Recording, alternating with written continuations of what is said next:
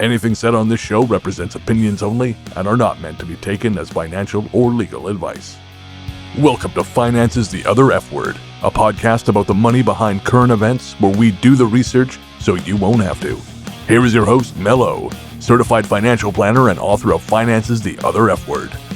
Catch Mello live on the Station Head app Wednesday mornings at 6 a.m. Pacific Time via the handle @MomentOfMetal. Listener discretion is advised. Good morning, everyone. That was Instinct by Decapitated. So thank you for coming this morning. This is going to be a beefy episode. I've been following things that have been going on, but trying to stay separate from it. And I keep hearing, oh, but the Constitution says, and the Constitution says, and the Constitution says. And I'm like, you know what? I don't know what the fucking Constitution actually does say. To be honest with you, I've never read it. I don't remember getting taught anything more about it in school besides the fact that that it was drafted by our forefathers to make the United States, and that was it. And you hear about the First Amendment a lot with free speech, but other than that, I have no idea what's in there. And so I'm like, I had this very foolish idea that I was going to do a whole episode on the Constitution, the articles and the amendments and all of the sections. And then when I started reading it, I was like, holy fuck. First of all, it's written, of course, in old-timey English. And second of all, it is boring as fuck in the fact that it is an instruction manual, right? So, I mean, that's literally what it is. And I started reading through it, and so I broke this down. I'm like, okay, let me start with the amendments because we hear about those the most.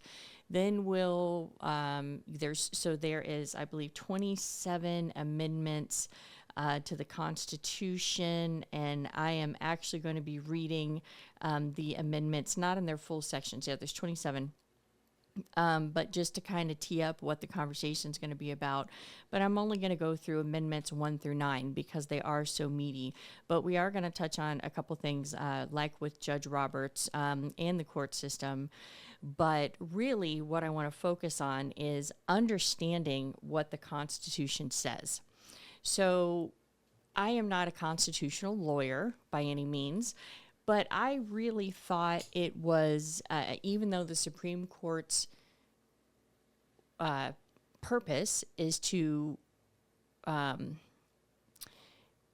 interpret the Constitution, I really thought that the Constitution was going to be more cut and dry so that there wouldn't be a lot of blurred lines. In a lot of cases, there isn't really any blurred lines. However, there's been a couple astounding things that I found about the court system through my research, which we will touch on at the very end of this show, and I will talk about what Metal Destruction was saying in regards to Judge Roberts. But I just got tired of hearing in the Constitution, and not really knowing what's in the Constitution. And I will tell you that just from I've read the articles, and I've went through the first 9 amendments, which is what my show is based on today. And I'm like, I don't think these people are reading the Constitution. So that's what we're going to focus on today. I'm going to try to not get political and not get angry. I really am going to try to do that because I think that people turn off when you do that. And I'm not, a pundit where I'm going to be screaming, about how evil Trump is or how Trump's the Messiah. But I really do want to focus on what the actual amendments say. So this is going to be probably a longer than an hour episode. And if you have to bounce, I totally get it. But if you are actually interested in this topic, I recommend you either catch it on Finances the Other F Word when it goes live there, or you can come back and listen to the replay if you're so inclined. As always, references are given upon request. I used to put them in my show notes for Finances the Other F Word. I used to list all of the links that I used, and it took up so much real estate and space, and I just finally was like, this is absolutely stupid. Nobody gives a shit about all these links. So if you want any of the references, you can email me at mel@financestheotherfword finances is plural, and you can ask me for the part 1, the amendments 1 through 9, all of my source links, and I will gladly give them to you, all of them. So let's talk about the First Amendment, okay, which we're all familiar with. Now, I am reading off of my iPad, and I have my computer screen in front of me, constitutioncenter.org. That is where I am getting, I have the full Constitution in front of me on my iPad. And like I said, the articles get into a little bit more about how the government is going to be ran. The amendments are more of rights of protection and things that you can and cannot do, or things that are really open for interpretation to the Supreme Court, to SCOTUS. So the First Amendment reads, Congress shall make no law respecting an establishment of religion or prohibiting the free exercise thereof or abridging the freedom of speech or of the press, or the right of the people peaceably to assemble and to petition the government for redress of grievances. Okay? So that's what the actual First Amendment states. There's a couple things that jumped out of me about that. Of course, freedom of speech, we hear about that one a lot. Is this an invasion, a violation of my freedom of speech? And I'm going to give you some examples that are currently in play right now, and you can decide for yourself if you think that they're a violation of the freedom of speech. Like I said, this is going to be a beefy episode. So the first thing that jumped out at me is that the current administration is leaning towards a towards a Christian value system.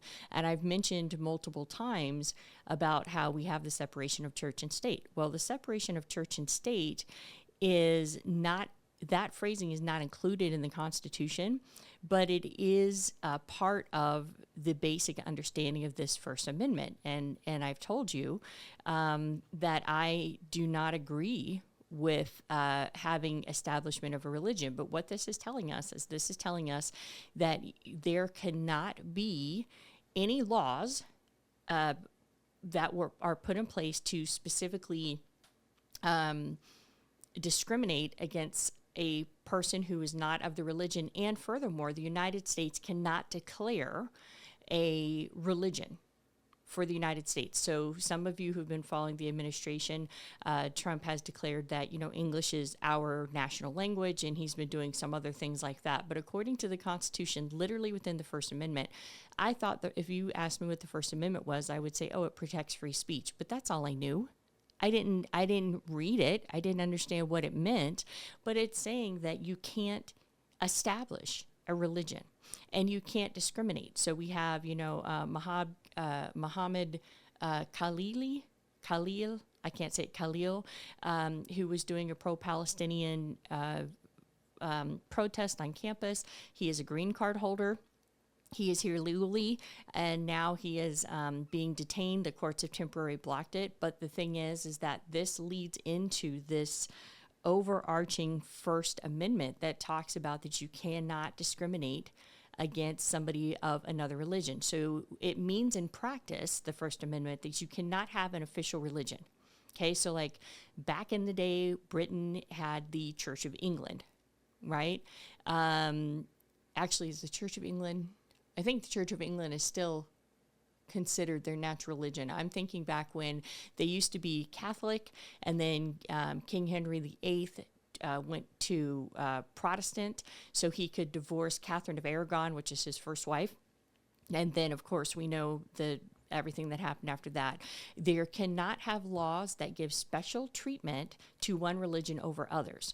Now, if for those of you who have been listening to Finances, the Other F Word, for a while, you know that I did a series of shows on should churches have nonprofit status. And the reason why churches were given nonprofit status is because of the simple fact that they, not of the simple fact, but because the way the law looks at it is that if they paid taxes, then administrations could use, and Congress, just the government in general, could use the tax code as a way to punish people who are a different religion. And so that's why churches get 501c3 status or, nonprofit status, even though they are clearly making a fuck ton of money. Okay. So I did the Catholic Church, and Zoe did the Mormon Church, and then we followed up with the Salvation Army as a nonprofit in general, and we touched on all of the reasons why they shouldn't have nonprofit status. But that is the kind of the coup de grace. That was it. It was like, you can't discriminate against religion, and this all comes back to the First Amendment. So if you ever wondered why churches have 501c3 status, that is why. That seems to be the defining factor. No government actions like funding, laws, or policies can be used to promote religious doctrine. Okay, so just think about that one for a minute. So they cannot be used to promote religious doctrine. So they can't fund religious doctrine. They can't create laws or policies that promote religious doctrine. And all of this, again, wraps back into the freedom of free speech, to believe or not believe as you so choose. And of course, again, the separation of church and state, which again is not in the Constitution, but is just one of the pillars of the defining, of the First Amendment. So we see this a lot when it comes to like public schools, where they can't mandate prayer in public schools. But if you remember, around I don't know the exact year, somebody could probably Google it. I think it was in the 1950s or 60s that our Pledge of Allegiance added "under God" in it, where before it never had "under God." And then they added "under God." So where you can't like display the 10 Commandments in a public school, you did say the Pledge of Allegiance that did include the words "under God."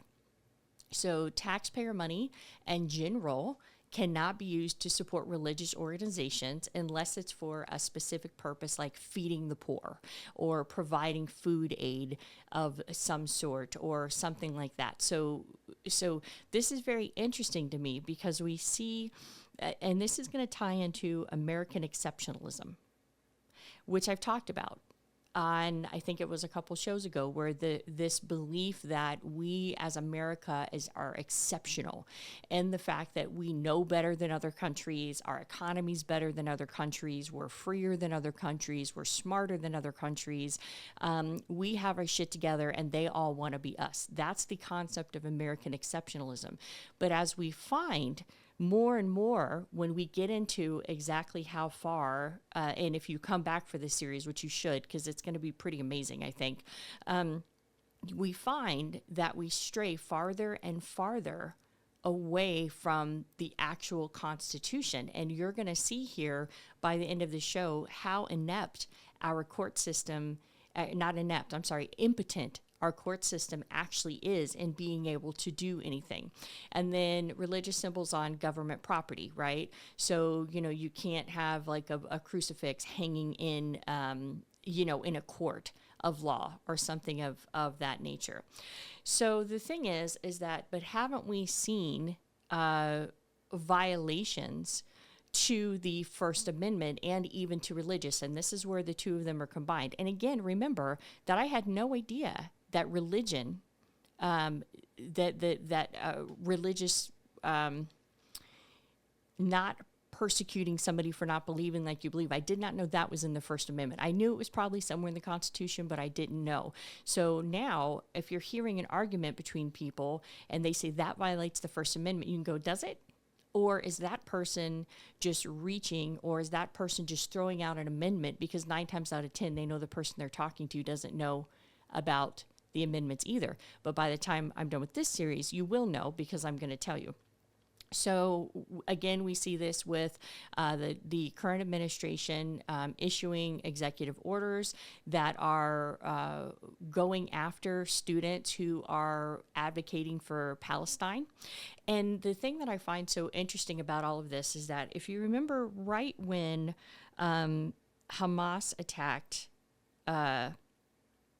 Israel, in October of, I think it was October 2nd of a couple years ago, I broke down the entire history of the Gaza region and how Hamas came into power. And I can't remember what year it was they came into power. I want to say 2007, but that's going back in my memory bank, so don't quote me on that.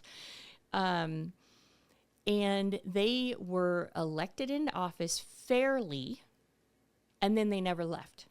And then not only did they never leave, they took steps to dismantle what was in their government so that they could remain in power. And then they turned around and they attacked Israel. And so you can sit there and you can argue back and forth about should you be pro-Palestine or should you not be pro-Palestine. That's not the argument here. The argument here is that according to the First Amendment, you cannot, according to the Constitution, you cannot target people who are pro-Palestinian or pro-Israel, and you cannot favor them, nor can you deter them. You can't do any of those things. And that becomes a breach of the First Amendment. And both in the free speech part, but also in the religious part, because the policies are targeting basically non-Christians, right? Or non-Judaism. In this point, if you're pro-Palestinian and you're against Israel, that could be looked at as, anti-Judaism and what's the word that begins with it? Semitism. So we have Muhammad Khalil, which I'll only talk about very briefly because I'm not trying to wade into political waters, but this is a very recent topic. He is here legally as a student, and they tried to deport him, and the court stepped in and said, no, you can't. And just recently, in January of this year, President Trump signed an executive order titled Restoring Freedom of Speech and Ending Federal Censorship, which I think is so fucking hilarious. Restoring freedom of speech and ending federal censorship. And in there, he has started banning certain words out of federal agencies. And so basically, the lawsuits that are in the court now are exactly doing this. They're aligning with the religious ideologies, being for or against them, and they're making their way through the court system. But I thought the courts were almighty. I did. But what I found through my very limited research I've done so far is that the court system is a gentleman agreement at best. At best. So when you see people alarming, saying things that, we're on the cusp of a dictatorship, I was like, okay, yeah, he wants to be a dictator, but I think that's going a little overboard. You guys, it's a thin fucking veil. It is so thin. It is so thin. I've never felt more exposed just in the articles I've read and these first 9 amendments, and we'll get into that. And so, of course, we've had, different lawsuits that have been filed by the American Arab Anti-Discrimination Committee, and we've seen that's going on. But Trump has recently banned such words as black and anti-racism within the federal agencies. So he's banned terms that he is saying are aligned with DEI. And he's saying that federal programs cannot mention these words. This is like book banning with words. And the reason why this is so powerful, and the reason why Republicans or Democrats alike and libertarians and independents should be concerned about this, is because one of the things that you do if you want to start oppressing a people is you take away their language.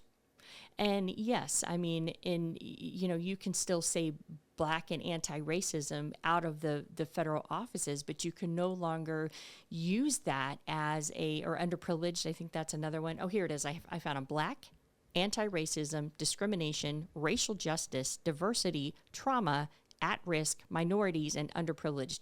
You cannot use, those are prohibited words now because they were attached to DEI. So in essence, what Trump is trying to do is he's trying to take all of that vocabulary out of federal, federal instructions, federal training. He's trying to remove that. And I understand that this is in the federal government, but look at it this way. If I'm wearing a T-shirt that says "fuck Trump," okay, and I'm at a protest rally, and I'm a natural-born legal citizen of the United States, if if somebody who's legally in the United States can have their rights tromped on, then why would mine not be as well? And if you start to alter think of it when the slaves came over, we took their language, right? Native Americans, we took their language. That was the first step of it. And so there is a huge alarm going off about the very, very first fucking amendment of the United States. And the thing is that I don't know if it's going to go get addressed going through the court systems, or if they're ever going to be able to stop him. But the thing is that, okay, I understand if you don't like DEI, but you can't say black? The fuck? Like, I mean, that's ridiculous, you know?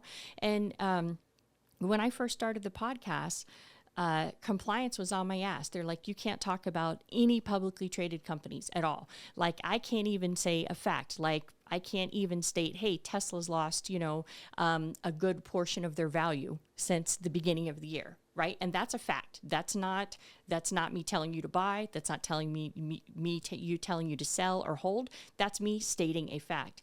And compliance is like, yeah, you can't do that. And I'm like, so I can't say on air I'm drinking a Coke? Like, that's fucking ridiculous, right? And so this is how it starts. This is how the concern starts. So I'm looking here through my notes, and I've skipped over a lot of stuff. I'm going to catch up on chat, and I'm going to play some Morbid Angel for you guys.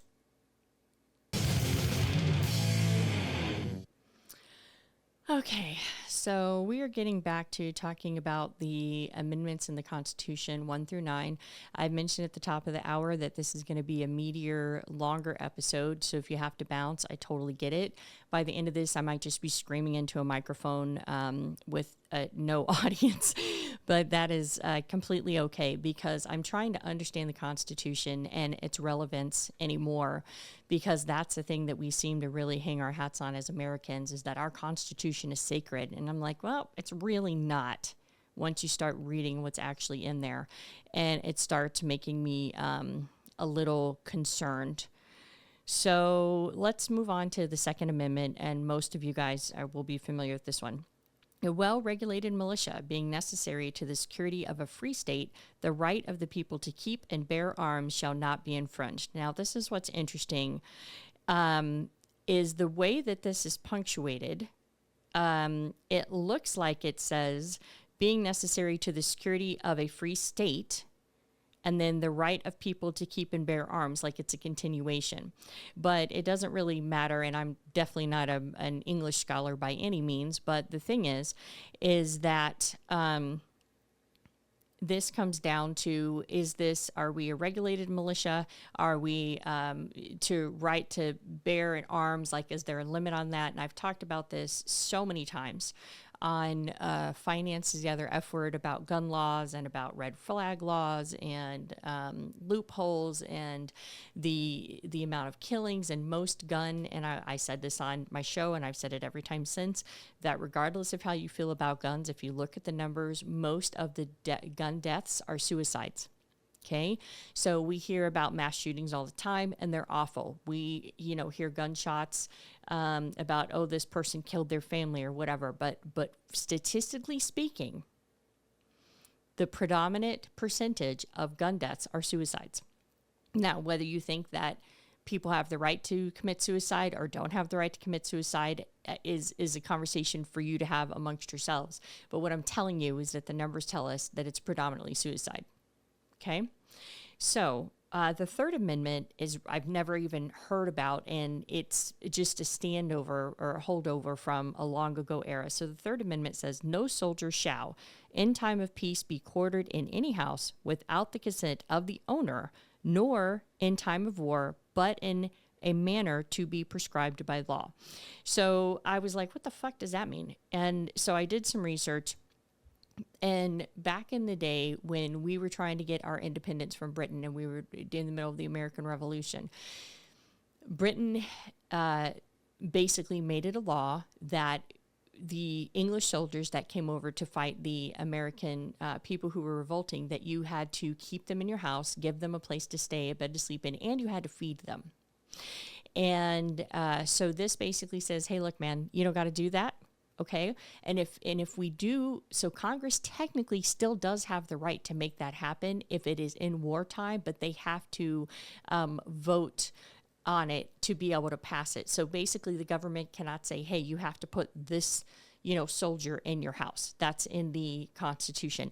Never heard anything about it.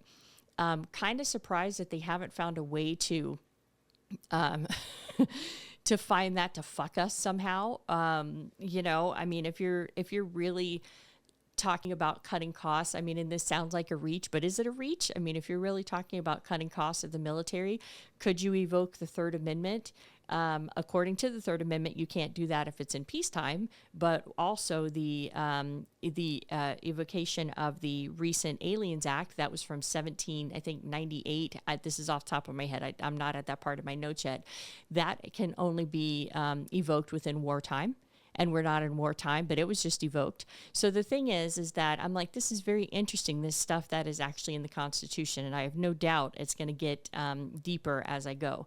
So the Fourth Amendment, this is really, actually, I'm going to read the Fourth and Fifth Amendment back to back, because as I'm talking about this, they're going to start intertwining with each other. And the thing is that this is the big hot button. When we're talking about immigration, deportations, we're talking about the Fourth Amendment, all right? And we're talking about the Fifth Amendment. We're talking about both of them simultaneously. So let me read you the Fourth Amendment. And again, I'm at constitutioncenter.org, and it is a complete listing of everything in the Constitution. If you want to, you can go there now and read it with me.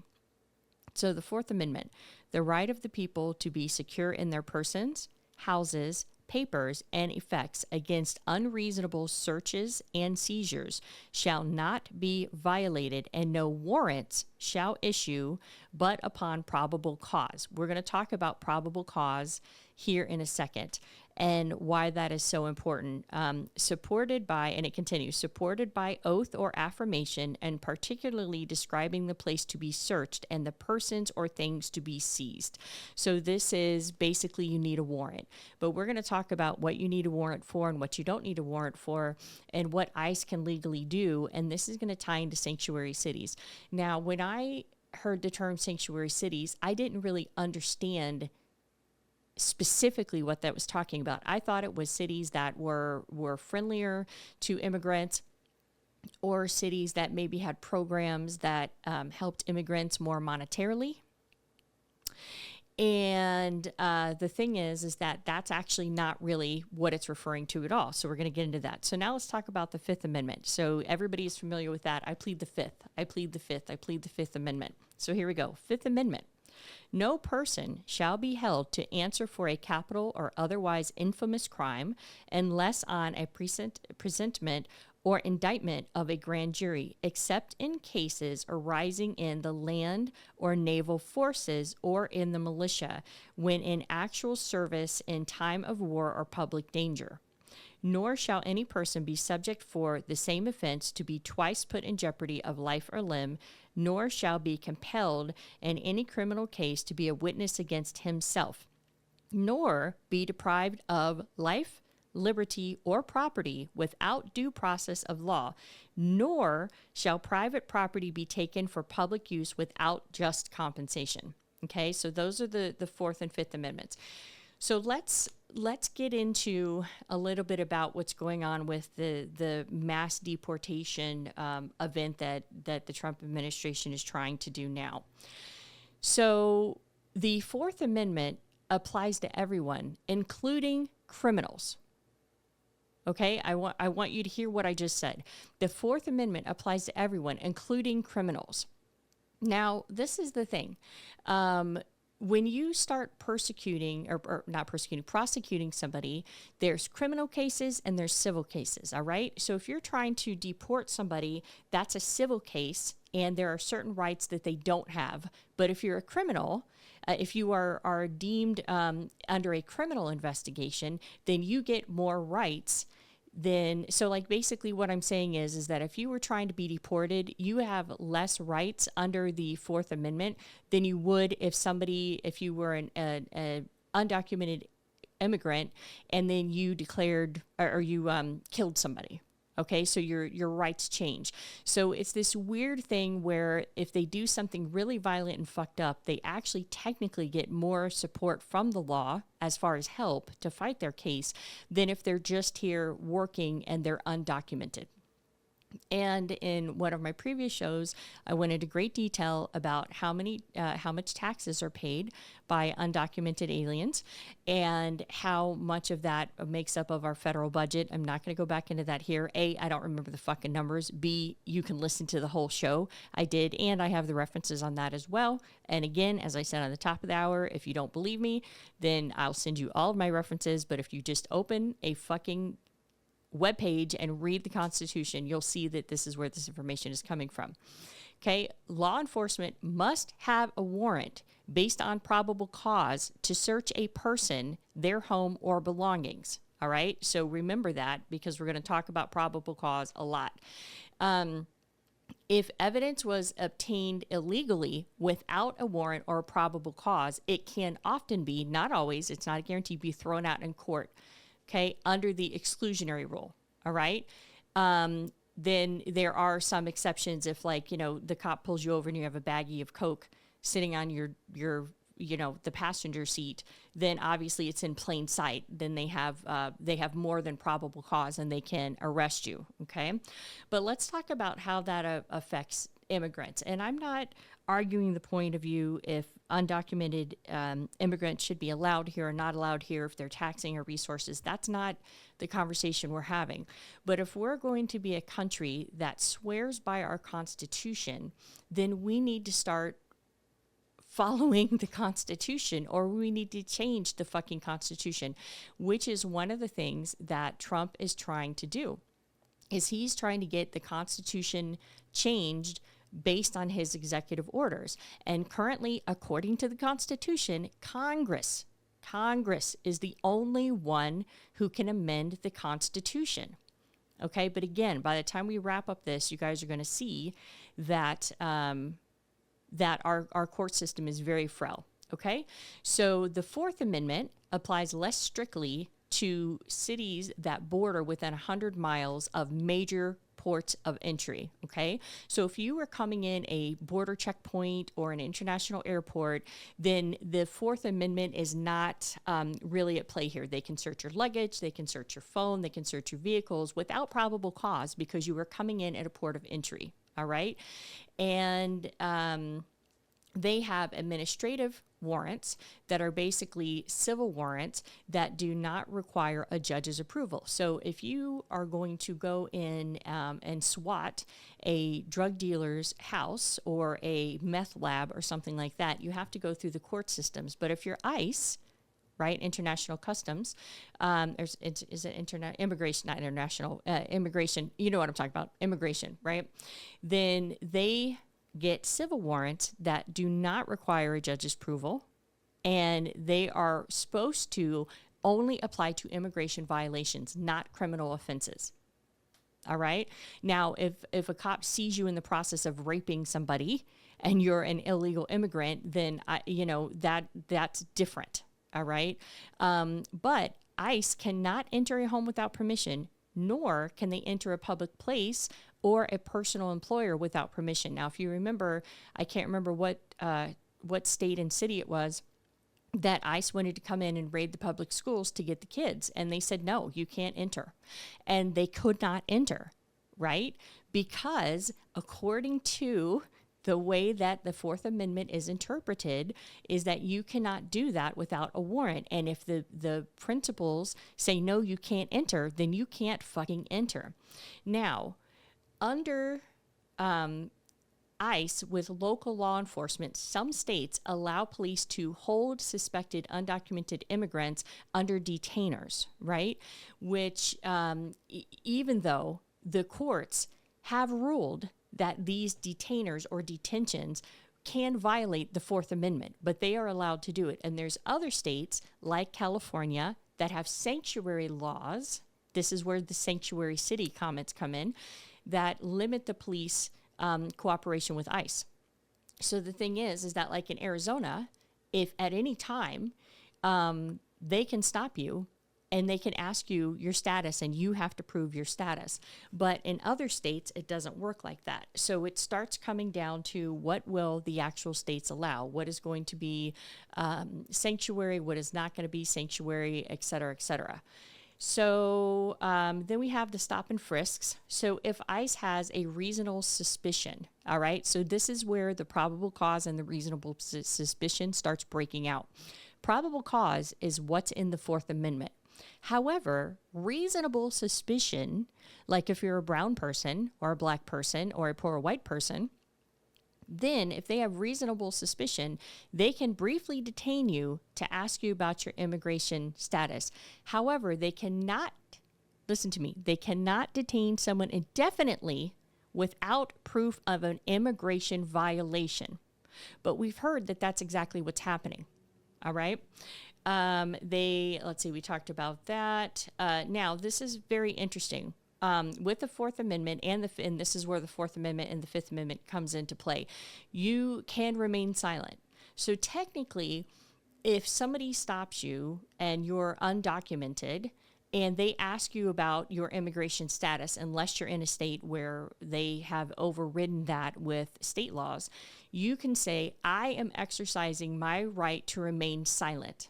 And unless they can produce probable cause, then technically they cannot detain you. Because ICE is still bound by the Fourth Amendment. However, that's when sanctuary cities and non, more aggressive states on the Fourth Amendment, things like that. That's where those come into play. All right. And so let me break this up because I know this has been a lot. Okay. Just catching up on the chat, hilarious. So when we're talking about the Fourth and the Fifth Amendment, the right to remain silent is a huge deal. And as we move through these massive potential deportation waves, there is going to be a lot of this, I think, is going to come back around. Now, the thing is that when you're trying to deport somebody, it is considered a civil case. And with the civil case, that means that you have to pay for an attorney yourself. If you were criminally charged with something, then you have the right to have an attorney appointed to you if you do not have the ability to pay for one. And so the thing is that when we're talking about the breakout of immigration court, or what's supposed to be immigration court, versus or due process in general, versus what we're seeing happening, we're seeing that this is in direct conflict with the Constitution. And again, this isn't a conversation about how you feel about undocumented immigrants. Are they all gang members? Are they not? Are they drug renters or drug runners or whatever? That's not the conversation we're having. The conversation is if we're going to be a society that sits there and talks so much about our beloved Constitution, then we need probably to start rereading it and following the fucking thing. You know what I'm saying? So ICE cannot arrest or detain someone without reasonable suspicion that they are undocumented. Okay? And silence alone does not provide ICE with reasonable suspicion. Now, this is very important. Okay? So I'm not saying that undocumented aliens, as I've talked about before, they do zap our resources. They do. They do also contribute to our economy in a lot of different ways. And I have tried to do the best I can to present both sides of that argument. But the thing is that if you're going to be in the United States, the Fourth Amendment covers you. So if you're undocumented, you're still supposed to be covered by the Fourth Amendment. And that says that ICE cannot arrest or detain someone without reasonable suspicion that they're undocumented. And just because you are Hispanic doesn't mean you are undocumented. Now, can you argue relatively strongly that if you are a Hispanic person close to the border, that there's probably a good chance that you're undocumented? Yes, you can. Right? But does that justify reasonable suspicion, or is that just racial profiling?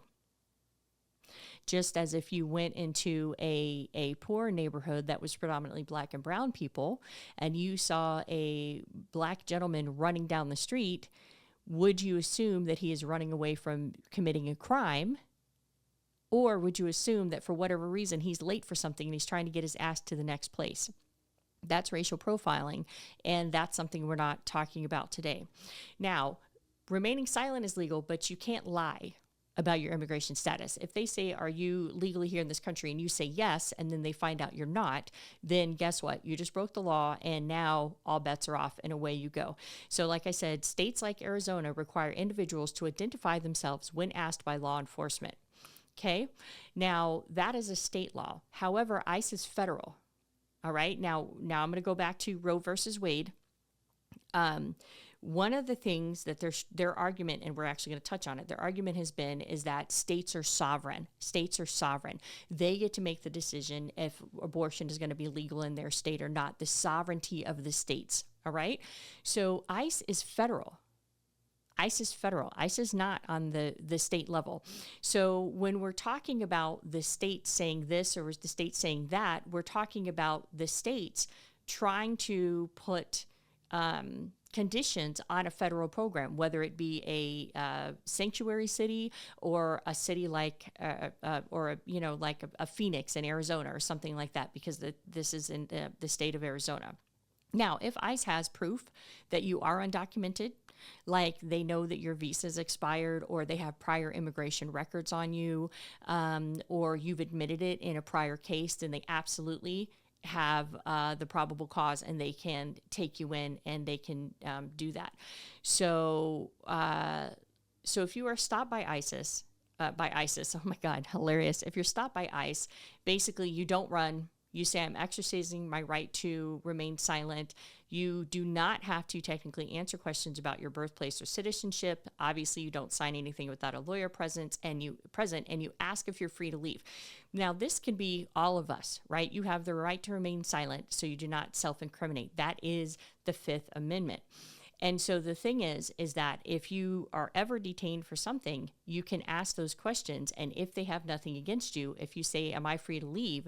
Or technically, if you say, I'm ready to go, or I don't want to answer any more questions, if you don't say, I won't answer anything without my attorney present, they should still have to let you go. Okay? So they can't arrest you for being silent. However, if they already have undocumented status, they absolutely can do it, okay?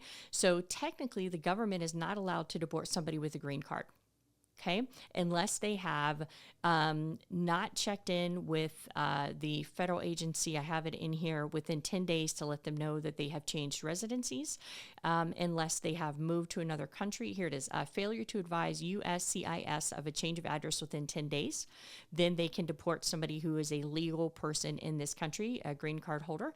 If you lie on your immigration forms, they can deport you. If you say that you're a U.S. citizen, but you're not, you're a green card holder, they can deport you. If you are suspected of terrorism or espionage and membership in certain groups that are considered a national security threat. So if you remember, one of the things that I talked about with Trump's first round of executive orders was identifying people as terrorist organizations. And that seems to be right in line with giving somebody a way in. And don't get me wrong, I don't want MS-13 in this fucking country either. I want all of those motherfuckers out. All of them.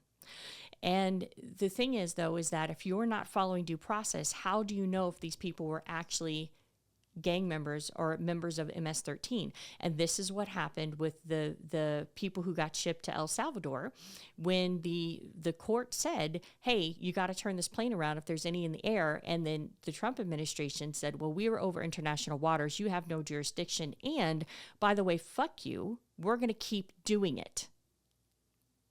And this is when I was like, what the fuck is going on with the court system? Can they not stop this? Guess what, guys? They fucking can't. And we're going to talk about that in a minute. So if you were spending too much time outside the United States and it doesn't look like you're planning on, that you might be moving to another country, they can actually revoke your green card status. All right. So now we have the two notable cases, the Mohammed Khalil, which we already talked about. That was that was protesting for a pro-Palestinian at the Columbia University, and he is a graduate student, and he was here legally. And Fabian Schmidt, who I had never even heard of, he was a German national and lawful permanent resident, and he was detained and allegedly mistreated by the U.S. border officials upon re-entry into the United States. And they say that he was subject to, quote, violent interrogation. Now, I don't know what that means, but he had valid documentation. So he was showing, I'm allowed to be in this country. I've came here legally. I'm trying to get back into this country. And they, quote, violently interrogated him, even though he had the valid documentations. Okay, so people can argue back and forth, and of course they are the attorneys about, is this, what are the different amendments? So what we would normally do in this case is we would look at the courts, and eventually we would look at the Supreme Court if it lands in front of them. And we have the heels of John Roberts. This is the second time that John Roberts has come out and not specifically scolded Trump, but he has not aligned himself with the words that have been coming out of the president's mouth. So let's move on to the Sixth Amendment. I'm only doing 9. And we'll start picking it up here because the ones I covered, the First Amendment, the First Amendment, and I believe it was, the Fourth Amendment, Third, Fourth, and Fifth Amendment. I think those are the meatier. No, the Third Amendment was the soldiers. So it was the First, the Fourth, and the Fifth. Those are the meatiest ones. So Sixth Amendment. In all criminal prosecutions, the accused shall enjoy the right to a speedy and public trial by an impartial jury of the state and district wherein the crime shall have been committed, which district shall have been previously ascertained by law, and to be informed of the nature and cause of the accusation, to be confronted with the witnesses against them, to have compulsory process for obtaining witnesses to his favor, and to have the assistance of counsel for his defense. So that is the whole, an attorney will be appointed for you. But if you are on an immigration case, that does not come into effect. You have to find your own attorney to go fight for you in immigration court. Now, the thing that is so interesting about the Sixth Amendment is, I believe this was the one that talks about bail. Let's see. Nope, that's the next one. Okay, all right. So hold on. Let me see. I'm getting ahead of myself. There's a lot of stuff that's going on here. So basically, you have the right to a speedy trial. You have the right to an impartial jury. You have the right to be informed of your charges. And remember what I just told you, that if they don't tell you what you're being charged with, then you say, "Am I free to go?" Technically, they're supposed to let you go. You have the right to confront witnesses or cross-examine them, and the right to legal counsel and attorney. And like I said, the big defining between this two in the context of what we're talking about is that a deportation case, an immigration case, is a civil case, and everything else is criminal cases.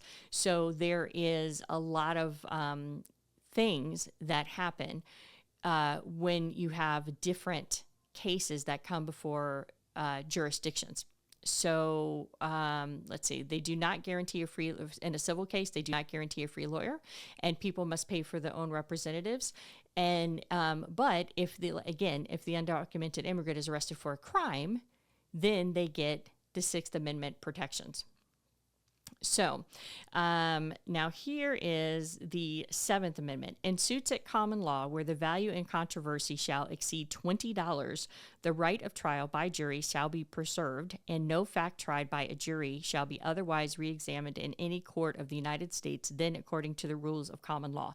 Now, I will tell you the one thing I didn't get about the amendments is that they're like run-on sentences. There's not a motherfucking period in that whole thing that I just said. And every time I go and I write an article, a freelance article, they're like, your sentences are too long. And I'm looking at the Constitution like, this motherfucker's got 30 words in it, but okay, whatever.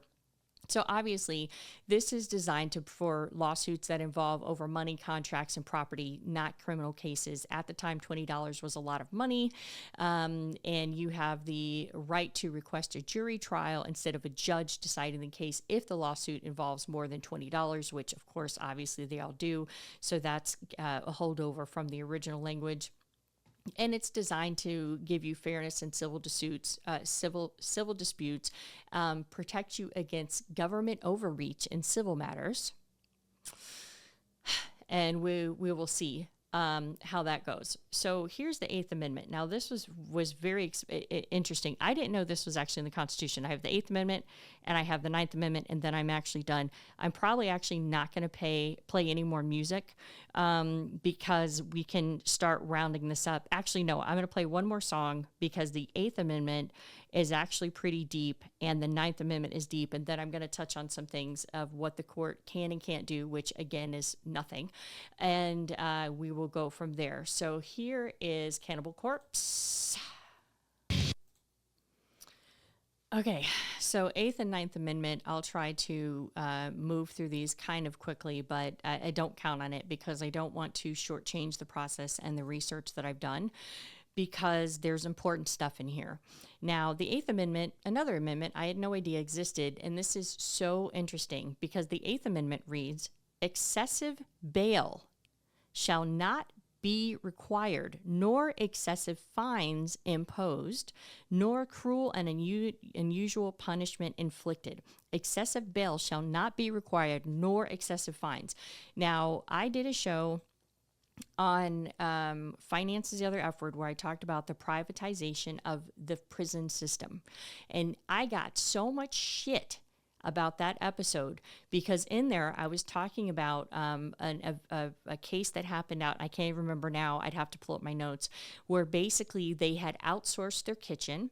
So the privatization of the prison system actually nickels and dimes and hurts the family, the poorest families, of course, who do not have the money to be able to speak to the people that are in prison, put money on their books, come see them, travel to come see them, all those other types of stuff. But put all that shit aside.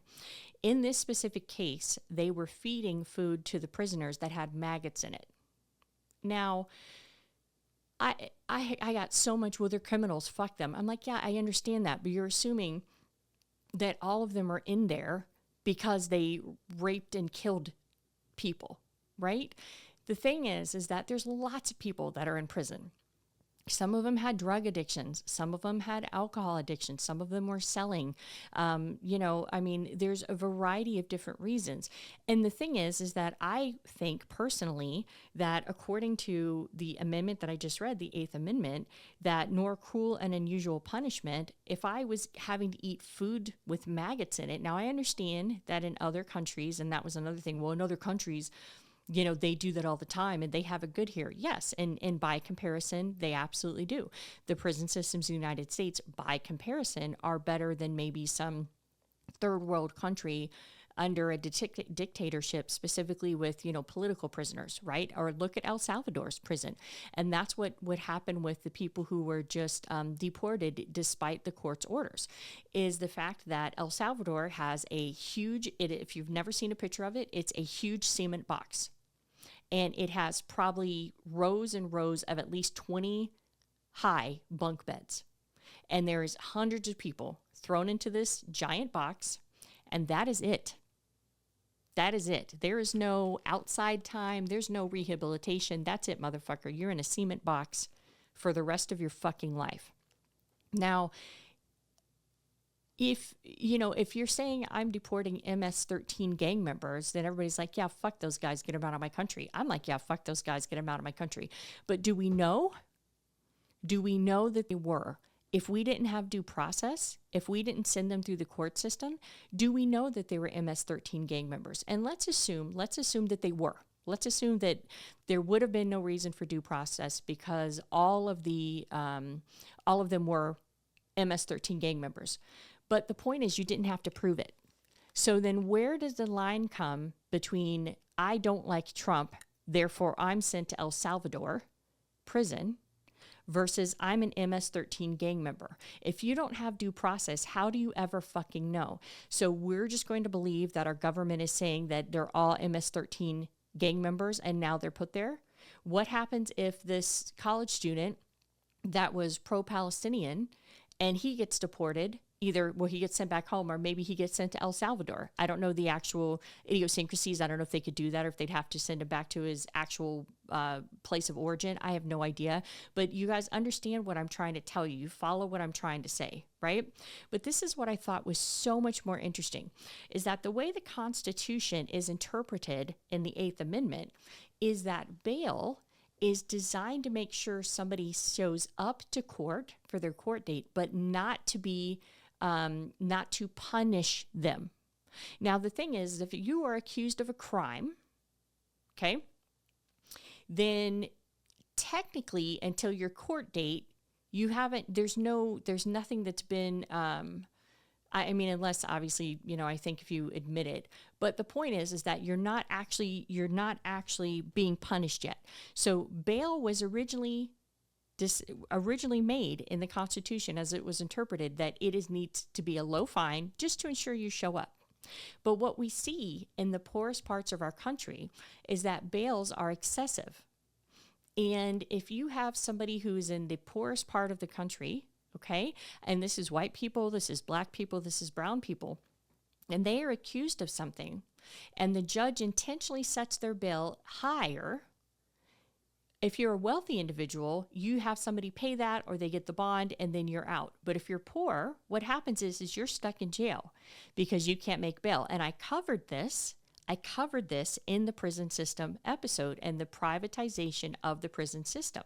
And I got so much shit because I think it's easy for us. I think it's more easy for us to hate people than have empathy.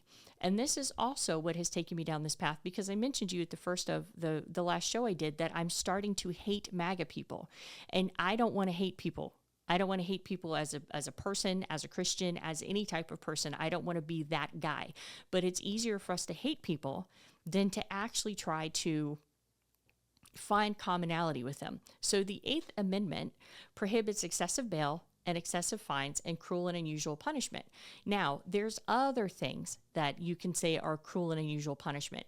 When they make it so exorbitantly expensive for somebody in jail to call out to their family, and their family can't afford the collect calls or can't, like I said, put money on their books or any of that stuff, could you consider keeping them purposely away from their family or making it cost prohibitive for them, for certain sectors of our society, to get access to conversations with their family members and be connected to their family? Can you call that cruel and unusual punishment? That's not my job, nor would I even know where to begin. But these are the things I want you to think about. But we see time and time again that poor defendants can't make bail. So they sit, so the speedy trial bullshit is gone. We already know how slow the justice system moves. And so they sit and they languish in prison for a year and a half waiting for a court date before they even get their time in court. And in the meantime, some of the states, they have them come in their prison jumpsuits, right? And so the thing is that I find it fascinating. So the court ruled that bail should not be used as a form of punishment in Stack versus Boyle of 1951. This is a Supreme Court ruling. However, they never defined what excessive bail was. So the judge has wide discretion, and he can offer madly high bails for people who clearly can't afford it, and he can offer moderate bails for people who clearly can't afford it, and they can walk and go scot-free. And we've been trying to do bail reform, but we can't. But I thought that was amazing. I had no idea that was in the Constitution. I've never heard of it being in the Constitution. Like, I've never heard the term, hey, you're violating that person's, Eighth Amendment right that you cannot impose excessive bail on them. I've never heard that. And so this is fascinating for me, and I hope it's fascinating for you guys. If I haven't put you all asleep, let me see if I still got some people in here, put you to sleep with all this, but this shit is amazing. So the Ninth Amendment, and this one opened up a whole bunch of stuff. Then I'm going to come back to the impeachment of federal judges and just how impotent the court system is and how close we literally are to a dictatorship. And I'm not saying that to be an alarmist. I'm not saying that to be a soundbite.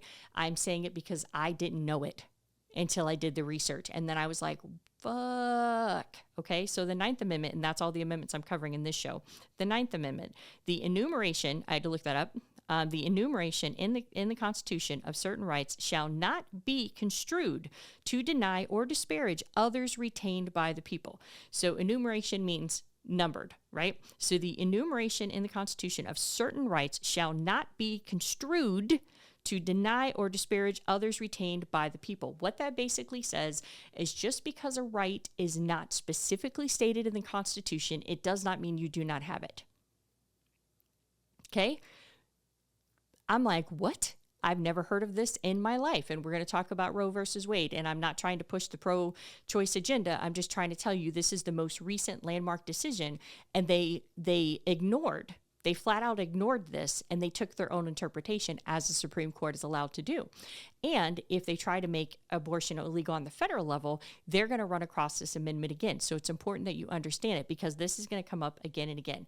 So basically, just because the right isn't listed, they can't list everything, doesn't mean that you don't have it.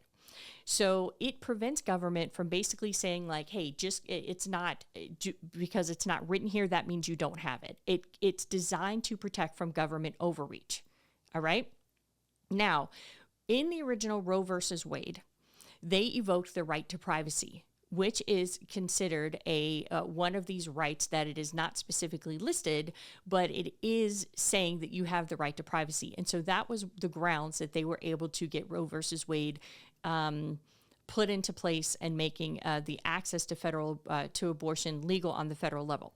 Now, what they did was they ended up using the Ninth Amendment to overturn Roe versus Wade and to send it back down to the states. And this is where we have the state sovereignty come in.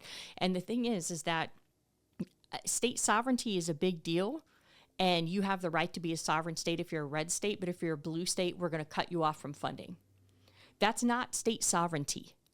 And one of the things that I've read through all of the articles is that the Constitution keeps relating to them, to the states that were states at that time, as the several states. That's what they keep calling them. So they're very much trying to keep the several states as sovereign as possible. But sovereignty doesn't mean yes when they do something you like and no when they do something you don't like. Either they're fucking sovereign or they're not fucking sovereign. That's it. You know, you can't do this hopscotch bullshit in between. So the Constitution does not explicitly mention abortion. Okay, it doesn't say whether you can do it or whether you can or cannot do it. It doesn't talk about it at all. And so when we were talking about Dobbs versus Jackson's Women's Health Organization in 2022 that overturned Roe versus Wade, the Supreme Court basically said that the right to privacy, which is the Ninth, this one, and the 14th Amendment, which we're going to get to in the next show, basically they said Roe versus Wade, it protects a woman's decision to have an abortion, and the state could not ban abortion before fetal viability of around 24 weeks. But then it was overturned because the Supreme Court said that abortion is not explicitly mentioned in the Constitution. Now, what did I just tell you that the Ninth Amendment was about? The Ninth Amendment said that you shall not be construed to deny or disparage others retained by the people. So basically, just because it's not listed doesn't mean you don't have that right. But then what they did is they said, even though the Ninth Amendment clearly says that, they said, okay, well, but it's not explicitly mentioned in the Constitution, so therefore you don't have the right. Again, I don't care how you feel on abortion. You can be pro-life all day long and have tons of kids and great, awesome, that's wonderful for you. But that's not what we're talking about here. And so what they did as a reason to go against the Ninth Amendment is they said that there is not historical relevance that abortion was a thing. And they went back to the 18 and 1900s where there was laws that were making it illegal for people to get abortions.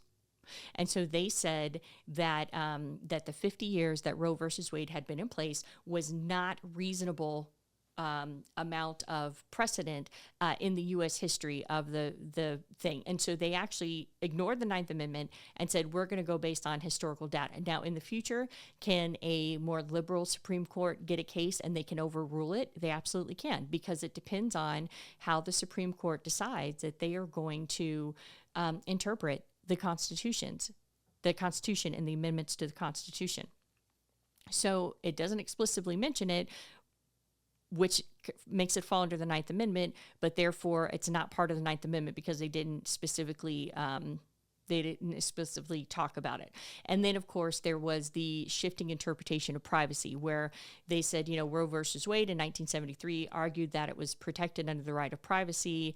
And when in the Dobbs case in 2023, they said privacy does not automatically include abortion. And therefore, it was thrown out and overturned. So let's talk real quickly on the most current events, and I'm going to get out of here within the next 10 minutes. No more songs. I'm not going to play any more songs. We're just going to get out of here. So recently, the judge who told Trump that you cannot evoke, and I know you guys have all heard this, and my computer's frozen. There we go. And I want to get it completely right here.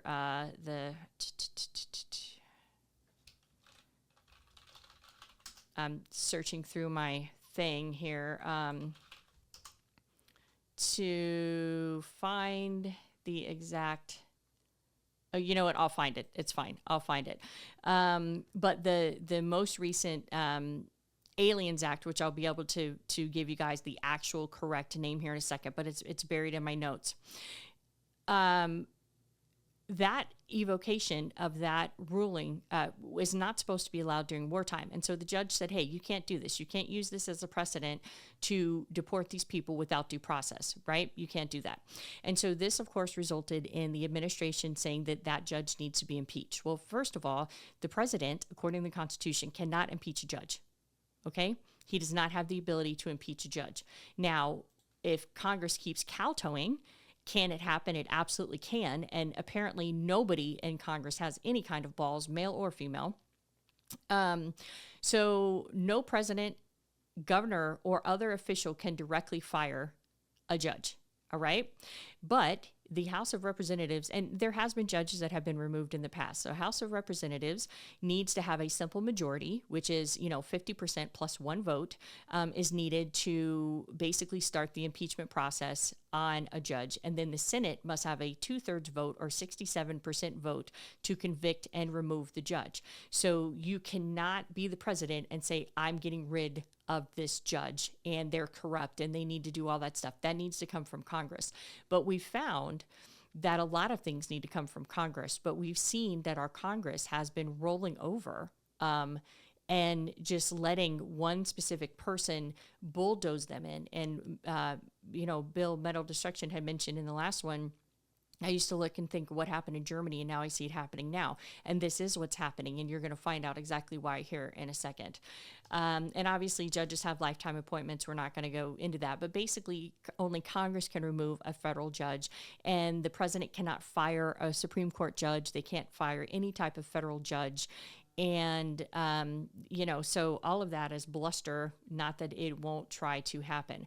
So the U.S. Constitution does not explicitly state what happens if a president refuses to obey a court order. Now, this is what we have multiple times. We've seen this in his first administration. He denied a court order, and he's not the first president to do it. I'll talk about that in a second. And he denied the court order to turn the airplane around that was already in the air. And so there's nothing in the Constitution that says, hey, this happens to the president if he refuses to obey the court. But so political figures, military figures, they take an oath to defend the Constitution. And this is why it's important for us to understand what the fuck is in the Constitution. Because all these motherfuckers are out here taking oaths to defend the Constitution and then shitting on what's in the Constitution. And we're just in the first 9 amendments, all right? And there's 27 in total. Again, more shows to come. So, under Article 2, which we're going to talk about lastly, Section 3, the president must, quote, take care that the laws be faithfully executed. So what's supposed to happen is that the court system is supposed to say, you can't do this, and he's supposed to fall in line. But the court system has no power to reinforce or enforce any of their decisions. No power. No power. They can hold the president in contempt of court, but they have no well-regulated militia that they can remove physically the president from office. Now, this is where this is getting really scary, because if you are a congressperson who has taken an oath to defend the Constitution, and you have a person in office that is blatantly not only defying the rules of the court, but also on top of that, basically saying, we did it, bitch, and we're going to do it again. Okay? The Supreme Court, the federal court, the court system has nothing they can do to stop the president or force the president to fall in line with their decisions. It's a gentleman's agreement. I did not know this. I swear I thought somehow, there's law enforcement, there's military. I thought for sure that the court could go, okay, fuck, go get him. We've told him this, and according to the Constitution, he needs to, quote, take care that the laws be faithfully executed, and that is the fucking the oath that he took. But the courts can make all the decisions they want to, and ain't shit gonna happen because they can't fucking enforce it. So if you get somebody like Donald Trump in, and he says, I'm going to ignore you, there's no recourse, because the recourse comes from impeachment. And we've already seen this president has technically been impeached twice, but he has not been removed from office. And this is where it starts getting so scary, because if you have people in Congress that are kowtowing to a minister, to a president who is not following court order, defying the court orders, the court has no repercussions, no enforcement of it at all. You have a gentleman agreement that our entire government is based on. Even Richard Nixon, during Watergate, was subpoenaed to turn over the tapes. And even Nixon did it. He turned over the tapes. Of course, there's those, the 8 minutes or whatever where the tape was deleted and the receptionist said, oh, my toe was on some bullshit, fuck, whatever. He withheld some bullshit, but he fell in line. So there is Andrew Jackson, okay? So a lot of Native Americans cannot stand Andrew Jackson. I didn't know why. I thought Andrew Jackson, the reason why they didn't like him is because he was the one who moved them onto the reservation. And that is partially true. But, Andrew Jackson, I think, is on the $50 bill. And a lot of the Native American casinos do not have $50 bills. They won't carry them. Well, the reason why is because in 1832, Andrew Jackson versus the Cherokee Nation, the Supreme Court ruled in Worcester versus Georgia that Georgia's removal of Native Americans was unconstitutional. So the Supreme Court said, no, you cannot remove Native Americans. That is unconstitutional. End of story. And President Andrew Jackson said, well, fuck you. I'm not going to enforce your ruling. And he did it anyway. And the judge, the quote from Andrew Jackson was, quote, John Marshall has made his decision. Now let him enforce it. And the Supreme Court had no enforcement power, and Jackson got away with ignoring the rule and putting all of the Native Americans on the reservation. So this is, in our history, this is a time where the Supreme Court said, you can't do that. And the president said, well, fuck you, I'm going to do it anyway. Much like a king. Which was the whole fucking reason that we did the goddamn Constitution in the first place. I'm sorry. I'm trying not to get pissed off, but I'm starting to get really fucking angry. So they can hold them in contempt, but they can't do shit. So then what would happen is that if the defiance impacts state policies, okay, now this is where state sovereignty becomes such a big deal, you guys. If it impacts state policies or local authorities or governors, they could refuse to follow federal orders.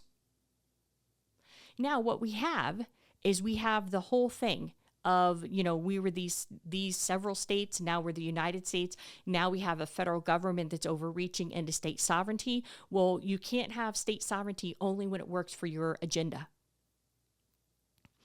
And of course, then what is our other option? The military. And the military, they had taken oath to defend the Constitution. But clearly, the way it seems to be going, there is no defense of the Constitution at this time. And this is where my concern becomes so frustrating and so fearful, quite frankly, is that if Congress does nothing, then the president technically can continue to defy the law and go against the Constitution, and there's literally nothing to stop them. And in one thread, you've just pulled away and dismantled the entire government.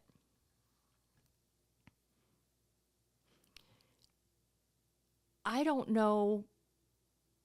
Like, I'm so hurt by that statement. Like, I want to cry. Like, I'm so fearful of, we look at Hamas and we're like, oh, they're the enemy. They're the enemy. Well, they got in there legally and then they never fucking left. And then they started dismantling the government.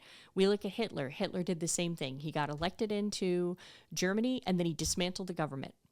And then he took it over and he was a dictator. And it's this whole, what I told you guys at the top of the hour, it's this whole belief in American exceptionalism, that we're better than everyone else, we're smarter than everyone else, we know better than everyone else, and it can't happen in our country because of our Constitution and our freedom, is exactly the thing that is blinding us to what is happening right now. And I want you to know about the Constitution because eventually President Trump is going to die, okay? And maybe the people coming up behind him won't be him, all right? But I don't care if this is a Democrat, right? You can't say Constitution, and then not fucking support what the Constitution fucking says. And so I will be covering another block of amendments next time, and then I will probably cover the last block of amendments because there are 27 of them. I did 9 today. Depends on what's in there. I don't even know. And I will go through each amendment and explain to you how it's interpreted currently, how it is being violated, or how it is being used to uphold something. And then we will get into the articles. But I am so disheartened. So, Judge Roberts can come out and he can say, oh, Trump, we don't agree with your talking about impeaching judges. But in the end, what can Judge Roberts do? Not a goddamn thing. And if Congress doesn't do what the fuck Congress is supposed to do, that's it. Game over.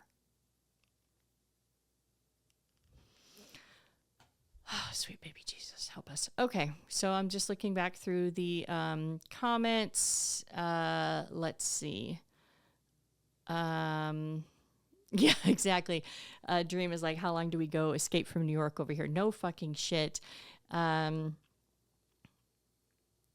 so Spice, hey Spice, according to the press secretary, she said that now ICE is using intelligence to grab all gang members, but we don't know exactly what kind of gang members. Metal Destruction is with me. I don't know what that was in regards to, but nice to have you on my side, bro. Let's see. Oh, hey, what's going on? Stuart, how are you doing, babe? I'm getting ready to sign off. Do a show on Project 2025 and how much has already been implemented. Gramufabit said, actually, I did. I touched on that when I was talking about U.S. aid, with the executive order. Trump, this is the second court order that Trump defied. He cut a whole bunch of programs off and said, fuck it, you don't get them. And a lot of the state programs are funded by federal grants. And Trump said, we're not going to fucking pay you. There was a court case and the court said, hey, you need to implement this. Plus people were pissed and started protesting. And so then Trump backpedaled on that. But then we found that a month later, he had still not turned on certain sections of the U.S. aid. And the court system said, hey, you have to turn it all on. And he's like, yeah, no, I'm not going to do that. There you go. And so the thing is that if I'm talking to somebody who's a MAGA person, don't you fucking dare bring up the Constitution. If you want to love him because you think his economic policies are going to make us strong again economically in the world and global domination and all this kind of stuff. But what you have to remember is that we are playing a dangerous game with our world reserve currency status. And I've talked about that, and I will touch on it again, and I want to do a severe deep dive on it because one of the reasons why we've been able to have dominance, and I'm saying that loosely because China's right on our ass, dominance in the global market is because of our place in the world reserve currency. And there has been tons of countries waiting to get the dollar out of the world reserve currency and take our spot. And we are just opening the door to give more and more countries a reason to not use our currency. And that is a whole other deck of cards because our currency goes into the Fed goes into Social Security. It's a big fucking loop of how the Fed actually funds Social Security. It is literally like based on nothing. It's like the emperor's new clothes. If you get into how Social Security is actually funded, it's this circular bullshit, right? And so there's so much more things at play. So if you think that, the administration is going to bring economic things, fine, but don't bring up the Constitution, because we're showing that that's not what it is. So we got a thing for referral for somebody to watch. Let's see, we got a couple links. People are angry. Some people were born angry. Yes. Let's see. Blah, blah, blah, blah, blah, blah, blah. Same idea. Okay, so now we're having a little bit of conversation about Barron Trump and what that will mean. And so anyway, so Gramufabits, here you go, Dream. This is You're All Gonna Die. Gramufabits. At this point, what we have, what has been done cannot be fixed. It's going to have to be built from scratch again. I think that there's a lot of truth in that sentiment. I really do. So next time I come back, I will talk about the other amendments, and we'll cover it just in the same manner we covered here. And I'm not trying to bum everybody out. I'm not trying to make us feel, I'm not trying to be fatalistic. But the thing is that I want people to understand what is in the Constitution, and I want to know what's in the Constitution for me, for my protection. And, we're always going to be at the mercy of the court system, but apparently the court system can't even protect itself.